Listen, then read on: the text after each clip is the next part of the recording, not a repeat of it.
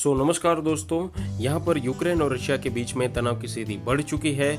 इसी सिचुएशन को देखकर यूनाइटेड किंगडम ने अपना एक बड़ा फैसला सुनाया है, जो अपनी वॉरशिप है वो ब्लैक सी के अंदर भेजेंगे।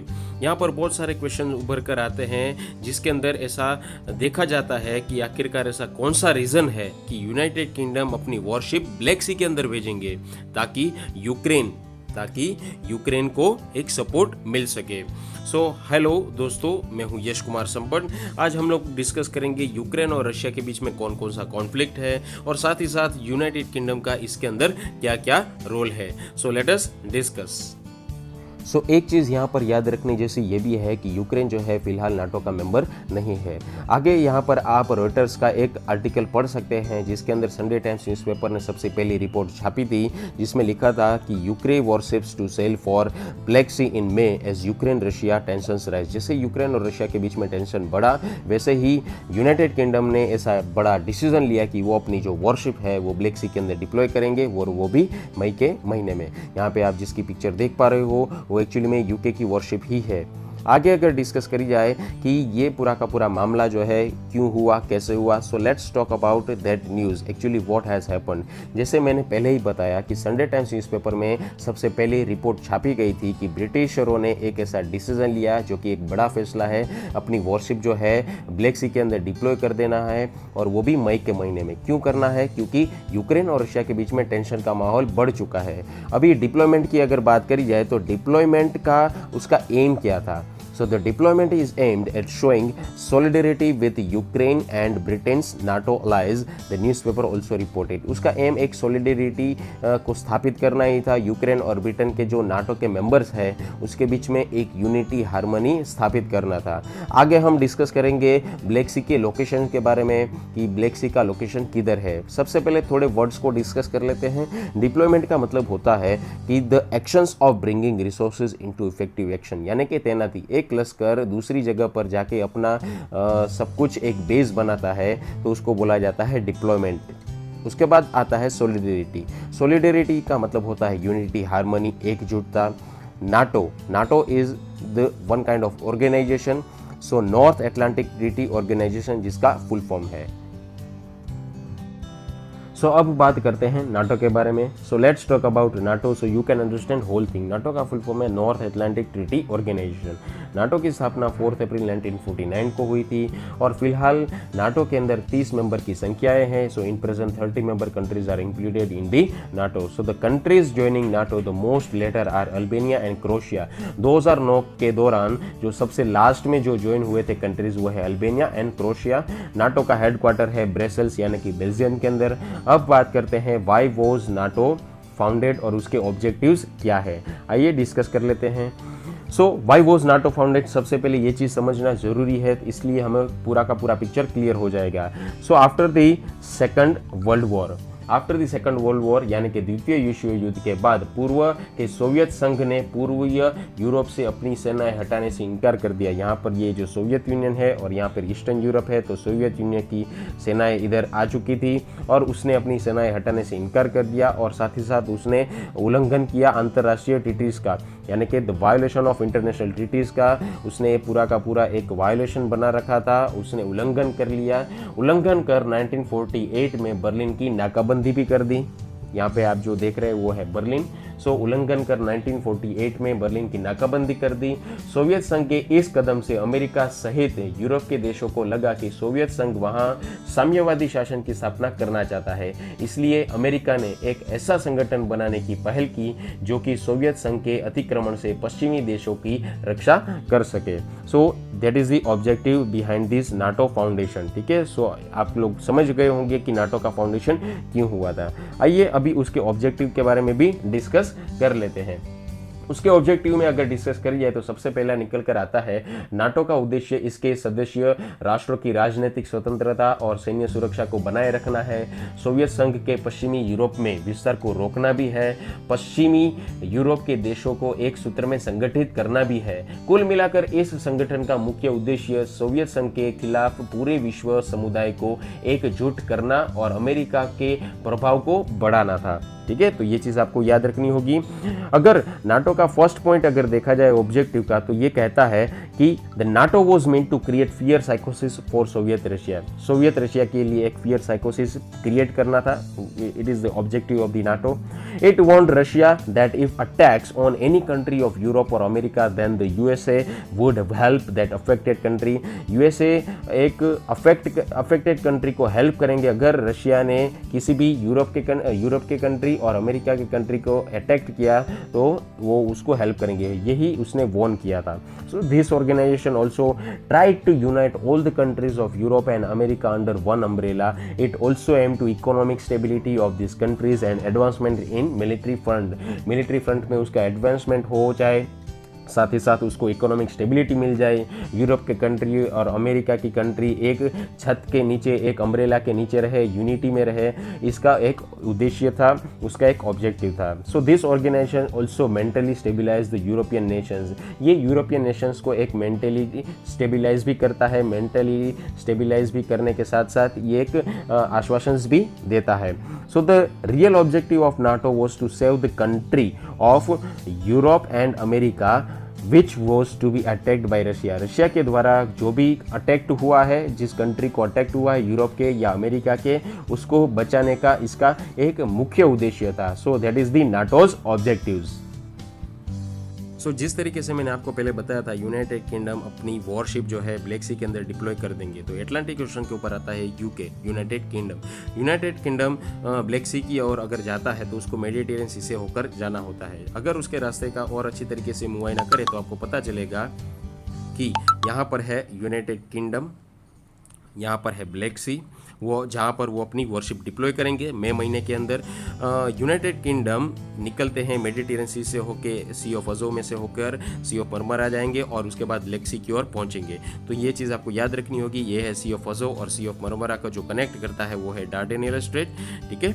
और सी ऑफ मरमरा और ब्लैक सी को जो कनेक्ट करता है, सी ऑफ मरमरा और ब्लैक सी को जो कनेक्ट करता है उसको बोला जाता है बॉस्फोरस स्ट्रेट। तो इस रीजन में बहुत सारे स्ट्रेट्स हैं, इस रीजन में बहुत सारे स्ट्रेट्स पाए जाते हैं, ठीक है, इस रीजन के अंदर। यहाँ पर यूरोप है, उसके बाजू में पूरा का पूरा है यूक्रेन। तो ये चीज़ भी आपको याद रखनी होगी।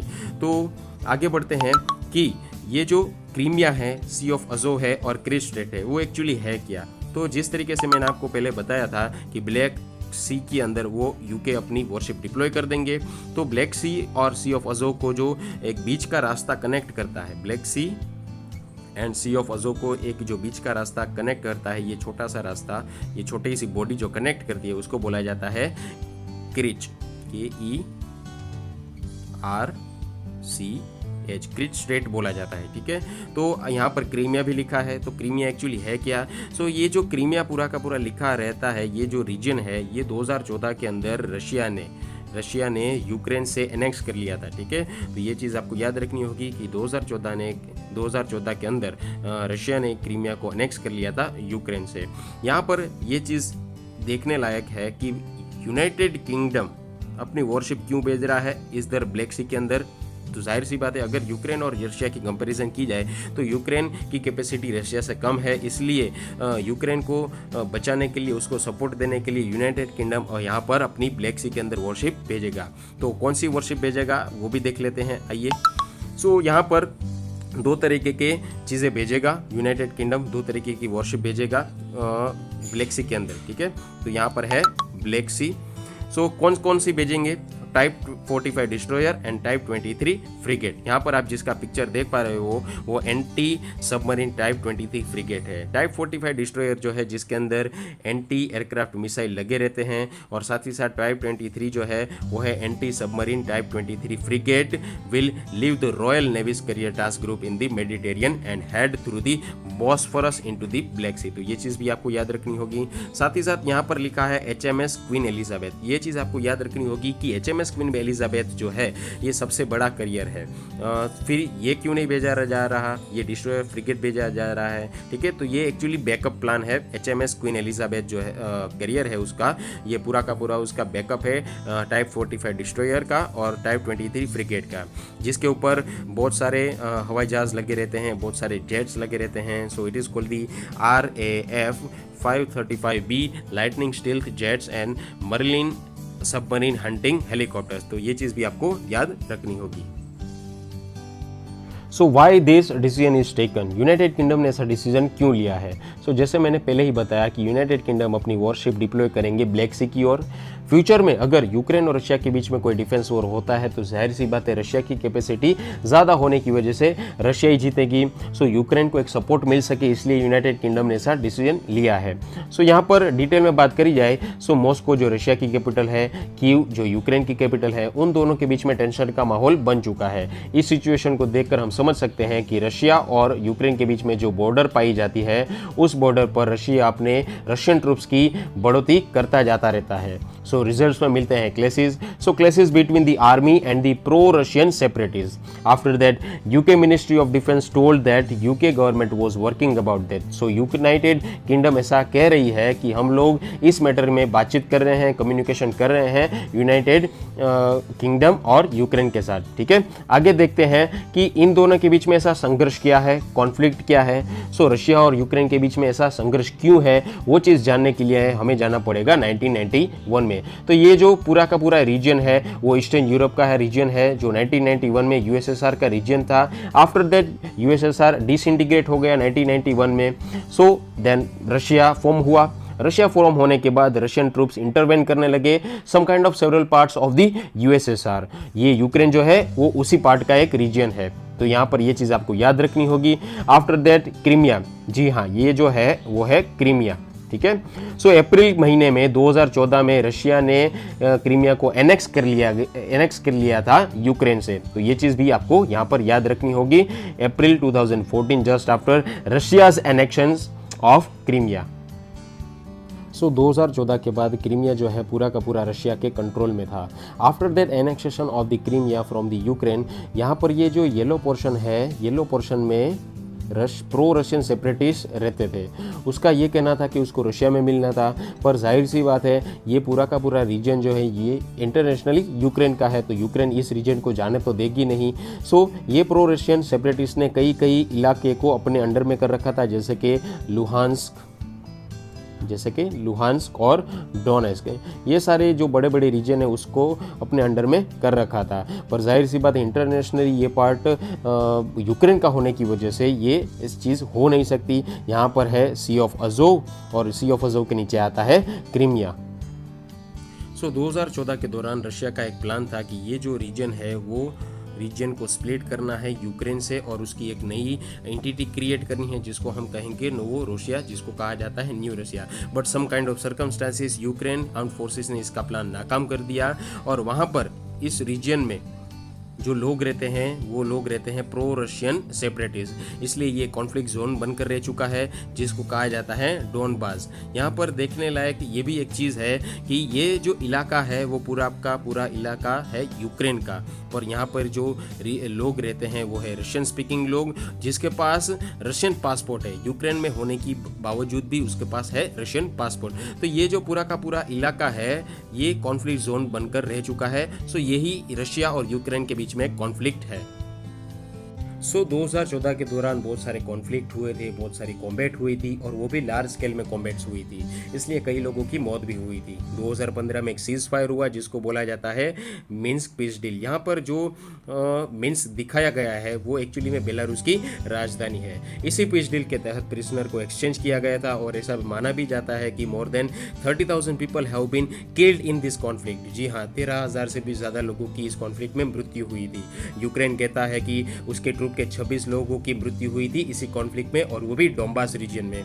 सेपरेटिस्ट ऐसा कहते हैं कि 20 लोगों से भी ज़्यादा उसके लोगों की मृत्यु हुई थी इस कॉन्फ्लिक्ट के दौरान।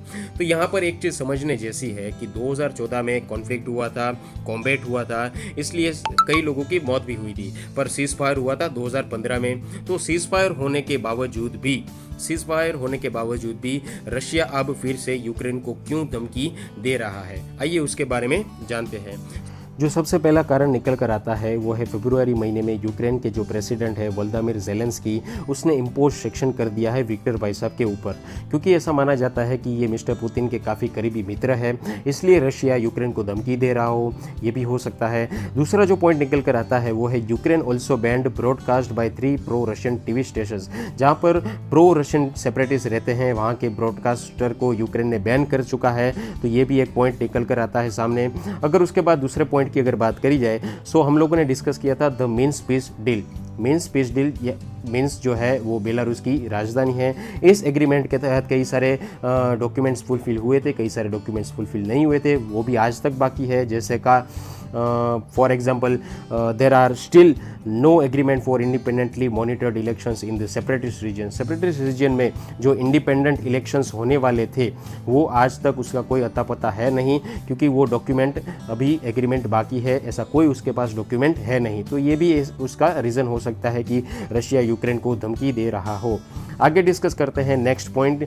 Mister Putin also wants to test US president. यहाँ पर यूएस प्रेसिडेंट जो है जो बाइडन है, मिस्टर पुतिन रशिया के प्रेसिडेंट है और फॉर्मर यूएस के प्रेसिडेंट जो है वो है डोनाल्ड ट्रंप। ठीक है, यूएस के प्रेसिडेंट जो बाइडन ने काफ़ी हद तक अच्छा काम कर चुका है, इसलिए डोनाल्ड ट्रंप से वो ज़्यादा शक्तिशाली माने जाते हैं as compare to the Donald Trump. इसी वजह से यूएस के जो प्रेसिडेंट है जो बाइडन वो अच्छा काम करते हैं। इसी वजह से रशिया के जो प्रेसिडेंट है पुतिन साहब, उसको अपना वर्चस्व दिखाना है, उसको अपना शो ऑफ दिखाना है, इसलिए वो क्या करते हैं यूएस के प्रेसिडेंट को टेस्ट करने की कोशिश करते हैं। तो ये भी एक रीज़न है कि रशिया यूक्रेन को धमकी दे रहा हो। साथ ही साथ फिफ्थ पॉइंट निकल कर आता है कि mister Putin face some kind of parliamentary elections in सितंबर महीने के अंदर ये पुतिन साहब पार्लियामेंट्री इलेक्शन को फेस करेंगे। साथ ही साथ एक मास मूवमेंट सपोर्ट हो रहा है, सो ये एक मास मूवमेंट को सपोर्ट भी करेंगे क्योंकि उसको इलेक्शन में बेनिफिट होगा, क्योंकि ये जो एलेक्सी नेवेलिनी है वो अभी तक जेल में है, उसके रिगार्डिंग बहुत प्रोटेस्ट हो रहा है, बहुत सपोर्ट मूवमेंट हो रहा है। तो एक पॉलिटिकल पॉइंट ऑफ व्यू के जरिए से एक पेट्रोटिज्म की भावना भी जगे, एक इमोशंस भी जगे, नेशनलिज्म की भावना जगे, इसलिए भी हो सकता है कि रशिया यूक्रेन को धमकी दे रहा हो। सो एक प्रश्न निकलकर ये भी आता है कि क्या यूक्रेन नाटो के द्वारा सेफ है? ये सारे कॉन्फ्लिक्ट होने के बावजूद रशिया उसके ऊपर प्रोवोक कर रहा है, उसके ऊपर अटैक करने की कोशिश कर रहा है, इसलिए यूनाइटेड किंगडम अपनी वॉरशिप ब्लैक सी के अंदर डिप्लॉय भी कर रहा है। तो इसके रिगार्डिंग क्या हम ऐसा कह सकते हैं कि नाटो से प्रोटेक्शन मिल रहा है यूक्रेन को? तो या उसके बारे में आइए डिस्कस कर लेते हैं। सो सबसे पहले मैं ये बता दूँ, यूक्रेन सबसे पहले नाटो का मेंबर तो है नहीं। नाटो के अंदर 30 मेंबर्स ऑलरेडी है, अगर यूक्रेन ज्वाइन होता है तो 31st मेंबर यूक्रेन ही होगा। ठीक है, सो यूक्रेन को प्रोटेक्ट नहीं किया जा सकता ट्रीटी के द्वारा, ये भी चीज़ आपको ध्यान रखनी है। On the other side NATO has close ties with Ukraine. जी हाँ, यूक्रेन के काफ़ी अच्छे टाई अप है नाटो के साथ, क्योंकि अगर उसके ऊपर कोई अटैक हुआ तो उसको वेस्टर्न हेल्प भी मिल सकती है, उसको वेस्टर्न आर्म्स भी मिल सकते हैं, including US javelin anti tank missile भी उसको मिल सकती है। इसलिए रशिया को एक वार्निंग भी मिल सकती है कि अगर उसने यूक्रेन को ज़्यादा प्रोवोक करने की कोशिश की, सो वेस्टर्न मिलिट्री हेल्प भी यूक्रेन को मिल सकती है, तो उसके लिए एक वार्निंग की सिचुएशन के बराबर है। सो प्रेसिडेंट की अगर बात करी जाए वोलोदिमीर ज़ेलेंस्की, तो उसने एक अपील डाली है नाटो के अंदर यूक्रेनियन मेंबरशिप के लिए, but it is difficult for NATO to give membership because NATO says that is attack occur in any country who has the membership, so it means attack occur in all 30 members of NATO। इसका मतलब यही है कि अगर NATO ने Ukraine को membership दे दी, सो Ukraine के ऊपर फ्यूचर के अंदर कोई अटैक होता है, कोई हमला होता है, तो इसका मतलब यही समझा जाएगा नाटो के ज़रिए से कि वो जो अटैक हुआ है यूक्रेन के ऊपर, वो 30 के 30 मेंबर्स के ऊपर हुआ है। सो इसका रिजल्ट निकल कर आता है war will declare. So NATO thinking about to give the membership of Ukraine, इसलिए नाटो इसी सिचुएशन के रिगार्डिंग सोच रही है कि क्या हम यूक्रेन को मेंबरशिप दे या नहीं दे। सो पूरा का पूरा जो कॉन्फ्लिक्ट था वो यही था। आई होप आप लोगों को समझ में आ गया होगा।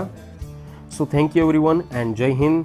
सो plant trees and save life. वृक्षों को बचाइए और हमारी ज़िंदगी को भी बचाइए। Thank you once again and Jai Hind.